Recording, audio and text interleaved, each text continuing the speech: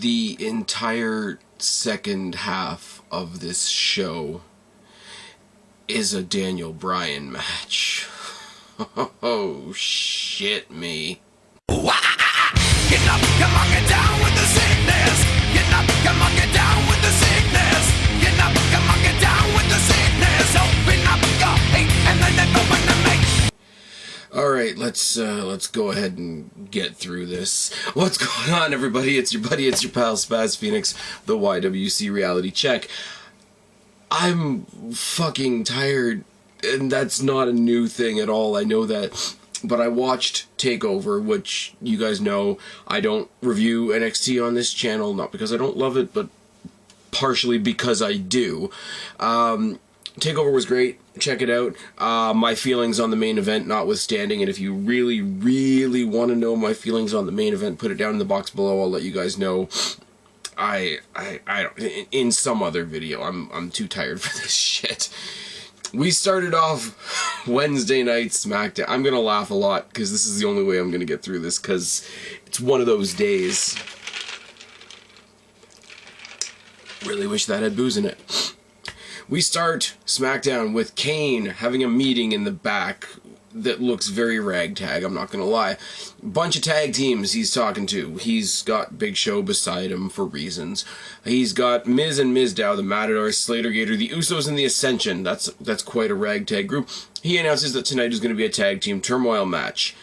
It's not for the belts, but the tag team champions are in it, so that's a thing.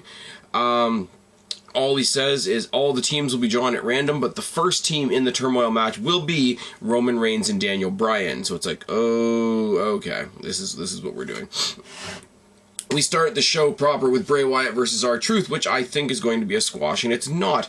Bray Wyatt coming out and them doing the typical Fireflies thing with the crowd and the cell phones and whatnot. It looks really cool. It looks really cool when the only other thing you see bold and bright in the middle of all the Fireflies is the WrestleMania sign. I haven't really noticed it before. Maybe it's the way they've shot it or whatever, but they made a point of focusing on the sign with all the Fireflies around it and with what we think is going to happen at WrestleMania. That symbolism is kind of cool, if unintentional. Like I said, I wish it was going to be squashed, but it's not. Bray Wyatt, in the early going, shoves off every attempt at an attack that R-Truth throws his way.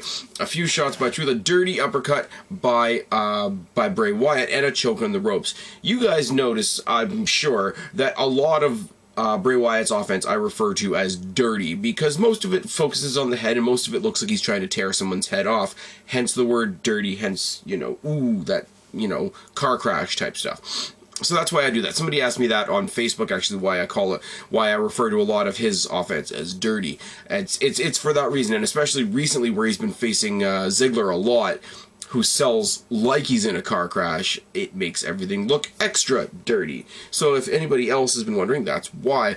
Dirty uppercut on Truth, choking in the ropes, throwing more hands.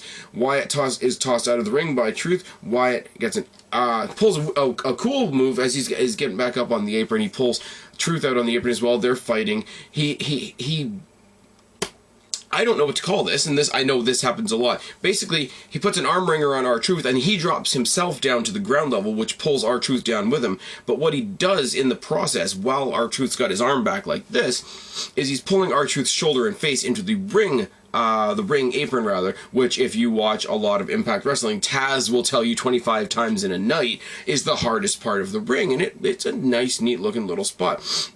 And then while Truth is still laying sort of under the ropes, I think he drags him to the corner, lays his head up against the post, and hits his head with a nice forearm, sandwiching his head between the forearm and the post. Another neat little move. R-Truth, for somebody we don't see that much, and for somebody who has, for all intents and purposes, lost all of his relevancy, he sells like a motherfucker, which is good. Nerve hold in the center of the ring is also nice. I had somebody in a recent video when I mentioned Bray Wyatt's nerve hold, I questioned how effective the move is or how it's effective or whatever. I had somebody a couple videos ago, actually in the comment section, explain to me how the nerve hold works. So if anybody wants to look that up, it's in the comment section of, I believe, my Raw review or my SmackDown review from last week. The screen name of the person that did it is escaping me at the moment, but you know who you are, and thanks very much. Wyatt counters a sunset flip into a sit-down splash, but it misses, which is unfortunate. Truth hits a nice, almost a stunner-style jawbreaker. Wyatt comes back with the lariat. Spider walk, Sister Abigail, Bray Wyatt gets the win. I mean, this is a match, it's one of those foregone conclusion matches. You know Bray Wyatt's going to win, but the amount of offense that R-Truth got in was really surprising. And it made... I don't know how to say this, because a squash is dominant. A squash is really, really impressive.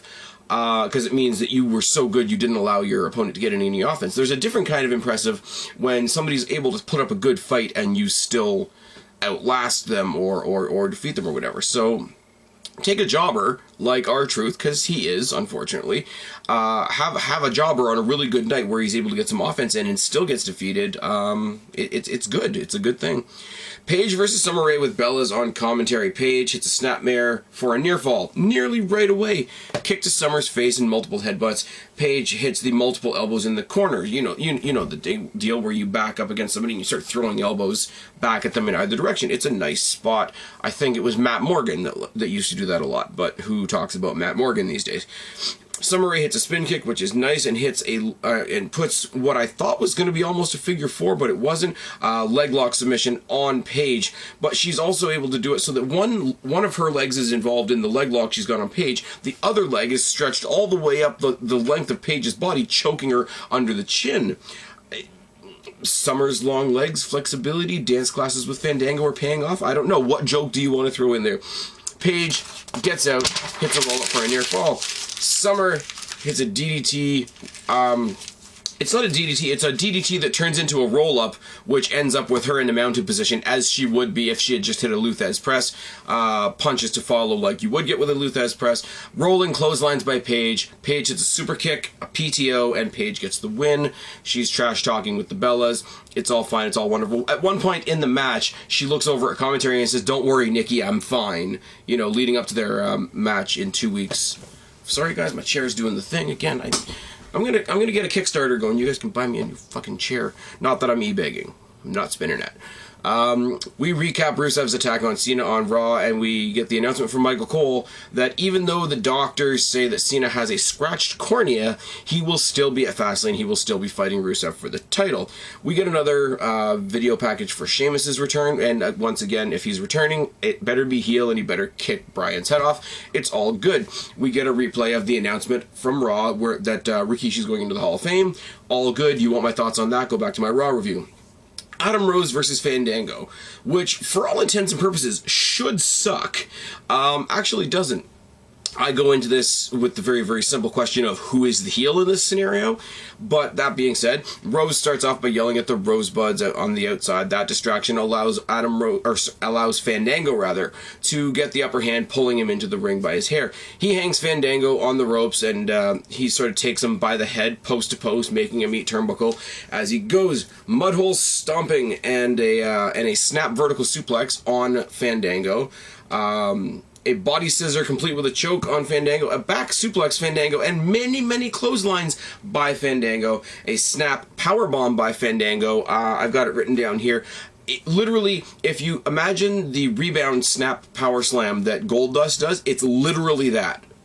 Like, literally that. After that, it's really nice. Again, this is a match. It's much like the R-Truth thing. I go into this match, I like Adam Rose, I like Fandango, but I don't go into this match expecting very much. Then you see a nice move like that, and it really, really surprises me. Keeps him down long enough for Fandango to hit the last dance leg drop, and Fandango gets the win. The relevancy of my question of who is the heel in this scenario fades into absolute irrelevancy. I mean, Fandango's the arrogant heel with the hot girlfriend and whatever. Adam Rose is the heel that treats his own friends like shit, and I don't know.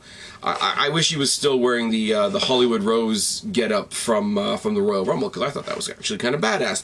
We get a recap of the Triple H Sting segment from Raw, which, I'm sorry, and I said this on Twitter, I really know the imagery and the sort of like the haunted scenario they were trying to put together on Raw. There were a lot of great ideas, they just didn't come together properly, and the Sting stand-in that actually was face-to-face with Triple H on Raw was on camera long enough for us to know that he looked absolutely nothing like Sting. Somebody said on Twitter to me recently, maybe Heath Slater had nothing else to do that day, which makes me laugh. Now, we get the announcement that Dusty Rhodes is going to be on Raw this week to try and solve the problems between Goldust and Stardust, and we have the beginning of tag team turmoil. And when I go into this match, I want to know 1, 2, 3, 4.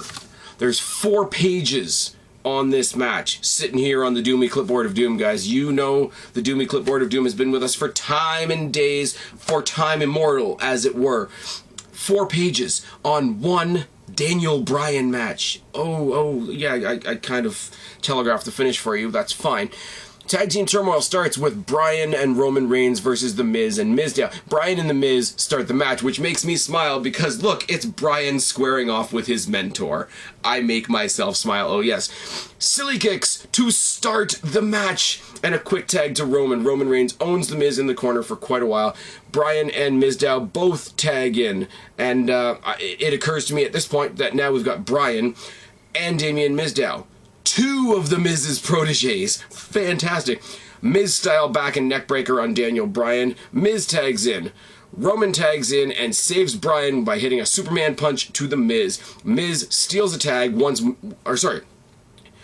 I wrote Miz steals a tag because I'm an idiot. Bryan steals a tag from Roman Reigns and takes the cheap shot at The Miz, who's already down, and Roman Reigns and Bryan win the first round. The next round is Roman Reigns and Daniel Bryan versus the Usos, which would be a cool Samoan family reunion if Daniel Bryan wasn't there. Bryan tries for a quick roll-up and gets a near fall. Jay works Bryan's arm, and my immediate first thought is he's not going to sell that one bit. Daniel Bryan, I've come to the conclusion here, and people are going to think I'm an asshole, but I don't really give a shit. Daniel Bryan is the anti-Dolph Ziggler. This is a thing. Bryan steps on Jay's shoulder, which is nice, and follows that up with an armbar. A double Uso elbow to Bryan gets a near fall for Jimmy. Roman and Jimmy face off. The commentators highlight the family history between Roman Reigns and the Usos. I really, really like that a lot, because up until The Rock's involvement at Royal Rumble, we never had it mentioned that Roman Reigns was, related to anybody, and they didn't mention the Usos being related to anybody other than Rikishi, because he'd been on the show before. They never mentioned the Usos and Roman being... I like the fact that they're paying homage to that. No, because we all know it. That's the thing. It's not like a secret. It's not like something that's tucked away in the back of our minds, like IRS is Bray Wyatt's dad. It's right there, and they're both on the roster. So why not? I don't know. Shoulder tacker. There you go. I can speak, I swear. Shoulder tackle by Roman to Jimmy, and another one to Jay. Jay shoulder tackle and a Jimmy top rope shoulder tackle to Roman finally gets him off his feet. Double clothesline by both of the Usos gets Roman Reigns out of the ring. Bryan works on Jimmy's legs, which is nice. He can give psychology, he just can't get it. Jimmy chops. It says cheps. I use chep pallets at work. That's why I look at that and I see cheps, because my writing sucks. Jimmy chops Bryan like crazy, which makes me smile. Bryan still wants to work on Jimmy's legs. Jay, a splash and a forearm to Bryan in the corner. The Usos double team a lot. It makes me smile. Bryan, of course. Bryan. Let's just keep tally of all the times that I really don't know what the fuck I'm talking about. Bryan bails to the outside as we go to commercial break. Because he bailed, when we get back from break, it's Jimmy Uso and Roman Reigns in the ring. Front suplex, front face lock, vertical suplex, all on Jimmy, all by Roman, all look great. Bryan gets another backdoor tag. Byron Saxton on commentary is my fucking hero and brings fully to light the fact that Daniel Bryan doesn't mind tagging in every time somebody else is in a weakened condition thanks to Roman Reigns. Good job, Bryan. You can keep that job on SmackDown. I like you there. You stay there. It's good. Bryan hits a vertical suplex on Jimmy, mocking his partner, which is good. Daniel Bryan with more silly kicks, because we can't get enough of those. Jimmy blocks the super kick, though, which is great. Picks him up sort of one-handed, muscles him into his own corner. Jay tags in and starts mudhole stomping the living shit out of Bryan. It's nice. They hit the running ass to the face thing. Rikishi called it the stink face. What the hell are they calling it? They're not calling it the rump shaker. I know that much for damn sure, and I know that's what some people are calling it.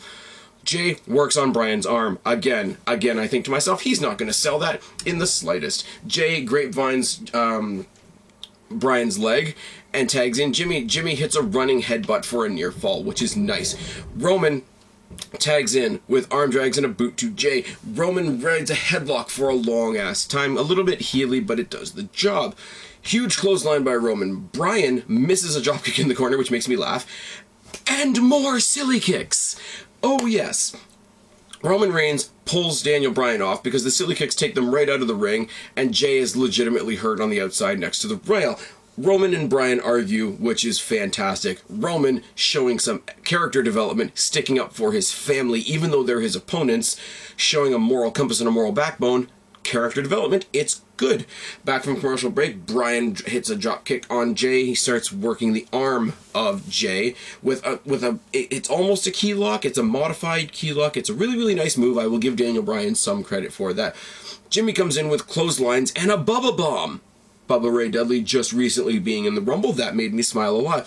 Jay hits a top rope crossbody for a near fall. It's only a near fall because Roman saves Daniel Bryan. Let's see if we can follow all the themes of the night. Jimmy hits a spin kick on Roman. Drop kick by Bryan. A low apron drop kick on Roman and a flying...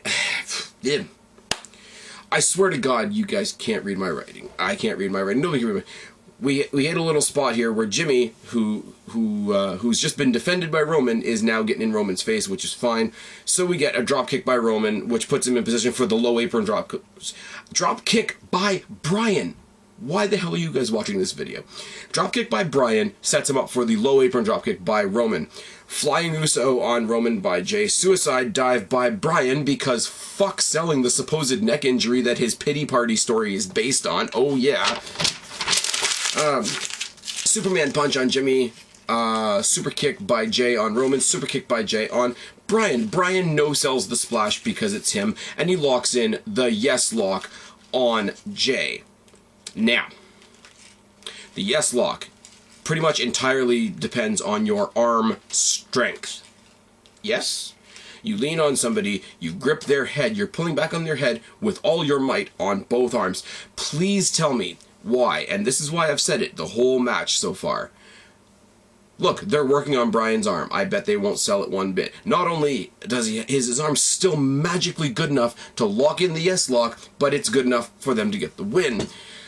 Bryan and Roman get the win. Bryan and Roman argue until their next opponents come up. Their next opponents are Lost Matador, and this bit makes me smile. Because Roman doesn't even tag in on this. Bryan's in with one of the Matadors. And I say one of the Matadors because the second one never even tags into the match. The one Matador beats up Bryan, and Roman laughs on the corner, which is fantastic. Bryan manages to get a surfboard stretch / dragon sleeper combination submission on one of the Matadors. I don't care which one it is because it doesn't matter. It's a good move. I will give him all the credit in the world. But he gets out of it and gets more offense, and I continue to laugh. Again, Daniel Bryan hits a good-looking move where he gets a top rope double underhook suplex, which quickly transitions into the yes lock, which gets them the win. Once again, he's able to go back to the yes lock on the supposedly injured arm that's been worked on all match so far because he's Bryan and fuck selling. Bryan and Roman Reigns win that. Bryan and Roman Reigns versus Slater Gator is next, and Roman Reigns decides, I'm going to take a turn, kid. You hit the shower on the corner for a second, and I'm going to show you how it's done. With shots, clotheslines, uppercuts, and a Samoan drop pancake throw that I don't have a name for because reasons. All of this is on Slater. All Titus gets is in the ring long enough to get a Superman punch, spear on Slater, Bryan and Roman win, we move on. Next we have Bryan and Roman versus The Ascension. Bryan is beat down by Victor a lot, and it makes me smile. But of course, because fuck selling, we get Daniel Bryan popping up. For what? Guess what we have. Because you haven't had them enough in this match already. That's right. More Daniel Bryan silly kicks. Oh, yes. Oh yes, oh yes. The Ascension double team Bryan on the outside, and once again, Roman Reigns saves Daniel Bryan. He gets dumped over the announce table for his trouble, and they double team Bryan some more. Roman Reigns tries to save him again and ends up eating post. They drag Bryan's lifeless carcass, and it is, into the ring, fall of man, but by that point, the referee has already decided that they've been disqualified. I think this is cool, because the Ascension didn't tap out. They didn't get pinned at all. And when they left the ring, both Roman Reigns and Daniel Bryan, put what I think about Daniel Bryan aside, put what you think about Roman Reigns aside, these are your two potential #1 contenders at WrestleMania. And the Ascension, who've been on maybe a month and a half, left them laying. And yes, it's because they take a lot of beating before the Ascension came out, but that visual is still impressive. And it's like, okay, yeah. So you're thinking, the Ascension got to look strong. Bryan and Roman still win the match, but they win by disqualification. The whole idea being that they both go damaged into Fastlane and we're in the end. But no, because the last team they have to face is Kane and the Big Show, which makes me smile. Kane pounds on Daniel Bryan a lot. Shoulder tackle by Kane, clothesline by Roman. Bryan tags in, and say it with me, say it loud, say it proud, more Daniel Bryan. Silly kicks. Oh yes, boot by Kane, as if to say, if you want to kick, I'll show you how to kick, and he gives him a boot, which is nice. Chops by Show on the apron. Bryan eats post, which makes me smile a lot. Show tosses Bryan from outside in. And when I say outside in, I mean he's standing on the floor outside the ring, press slams Bryan over the top rope into the ring. It's a neat looking little spot, and it makes Bryan look like a bitch, which is nice. Standing on Bryan's hand once he gets back in the ring, we have a slam by Show, and then he stands on Bryan's throat, because he can. Corner clothesline and a sidewalk slam by Kane, and Daniel Bryan pops up, because fuck selling and more Daniel Bryan silly kicks. Oh, yes, to Kane. Kane tosses Bryan into the Big Show, and they argue, because we have to create some dissension between these two giants so that Daniel Bryan can win, right? They argue a bit, but they pull their shit together enough to hit a double elbow on Bryan, which Bryan pops up from right away, because fuck selling, and more Daniel Bryan silly kicks, this time to the Big Show. Now, realistically, the Big Show should be able to swat the Daniel Bryan silly kicks away like the annoying mosquito that he is. But no, because the writers say Daniel Bryan needs to look strong. So Big Show, all 400 and whatever pounds of him, has to sell the Daniel Bryan silly kicks, which just makes my wrestling heart sad. Not because I'm a fan of the Big Show, not because the Big Show needs to be a champion or anything, but Big Show should not be selling. Nobody should be selling the silly kicks, is my point. Big Show hits a running splash to Bryan's back, which is unexpected from him and looks nice. A two-handed choke and a headbutt is also nice. Kane and Big Show argue some more. Bryan hits the locks in the yes lock on Kane while they're arguing. Now, Kane, even bigger than a Matador, even bigger than an Uso, should take a lot more to hold him down. Daniel Bryan, who's been worn down by 5 other teams and supposedly had his arm worked on for a long time, holds down Kane with no problem, because fuck selling. The only reason this did win the match is because Big Show came in and break it up. Show headbutts Bryan and knocks Roman off the apron, which is good, because I figure at least there's going to be a little bit of a slaughter. Bryan counters the chokeslam into the yes lock, and that's right, I'm going to go back to this one more time, because fuck selling. Because now Daniel Bryan, who's had 5 other opposing teams, had his arm worked on for the majority of the match versus the Usos, who's been able to use the yes lock on 3 other opponents so far, including Kane, which should have put more strain on it, has a good enough arm left to lock the yes lock on the fucking Big Show, because fuck selling. Oh yes. Kane saves the Big Show. Kane and the Big Show argue some more. Big Show knocks out Kane. Sure. Roman Reigns spears the Big Show, and Daniel Bryan picks up the scraps. Daniel Bryan and Roman Reigns win the match. Daniel Bryan's music gets to play, even though nothing he did in this match made sense.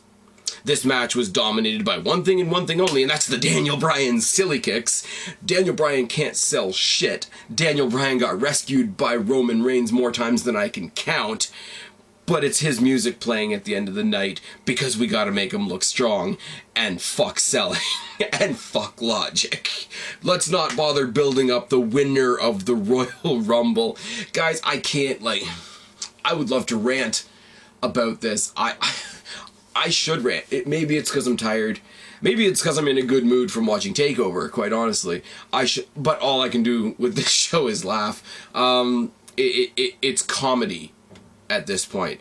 I feel bad for Roman Reigns. I feel bad for Mizdow, the Usos, the Ascension, Slater, Gator, the Matadors, Big Show, and Kane, because they were all engulfed in this hour-long farce known as Daniel Bryan winning tag team turmoil.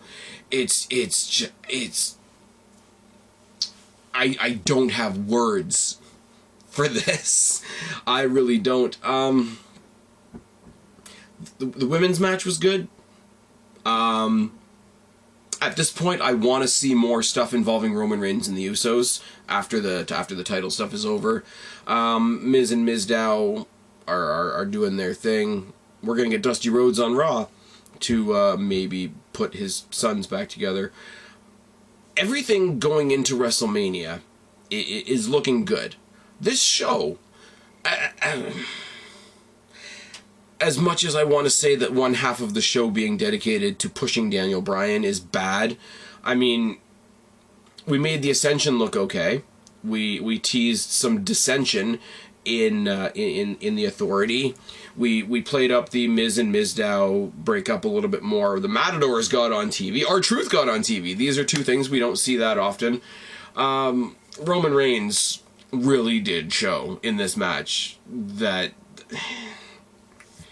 Shoot me if you want, but he's a better main eventer than Daniel Bryan. For definite. I don't know what else to say. I'm tired, and an hour-long Daniel Bryan match means you get this out of me. I don't know what else to say. But I will not be deterred. I will not. SmackDown reviews will continue. Obviously, I'll be reviewing the Go Home show next week.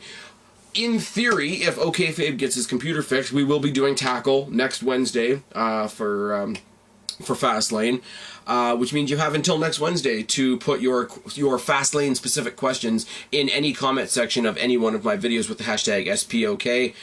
You got 15 days left to get your questions in for the next Ask the Phoenix. Go back to January's Ask the Phoenix, put your questions in that comment section there. Please take a minute, check out my new fan interaction series, and get involved in the Would You Rather The Rock or Would You Rather Sting conversation there. I'm getting a lot of great feedback on a lot of these different things. I know I've got a couple series that I'm trying to have at once here between Tackle and Ask the Phoenix and fan interactions and answers, and still keep the reviews going and whatnot. You guys have been great jumping up and putting your names in the hat and putting your voices on a lot of different things that I'm doing on this channel. So much as I probably seem really drained and like I don't really give a shit, and like a guy that just watched an hour-long Daniel Bryan match, I do really appreciate it. You guys are great. You guys put up with me on this channel even though I'm apparently sometimes an asshole. So that is also a thing. But to the ones that, as I've been saying a lot recently, if you think I'm an asshole, it's my channel. I'm Spaz, you're not. That's about it. I'm Spaz Phoenix, your YWC Reality Check. Subscribe up there, talk down there, start a conversation. Keep all of my conversations going. Don't be a stranger. I'll talk to each and every last one of you later. But for right now, I'm tagging out. Bye, guys.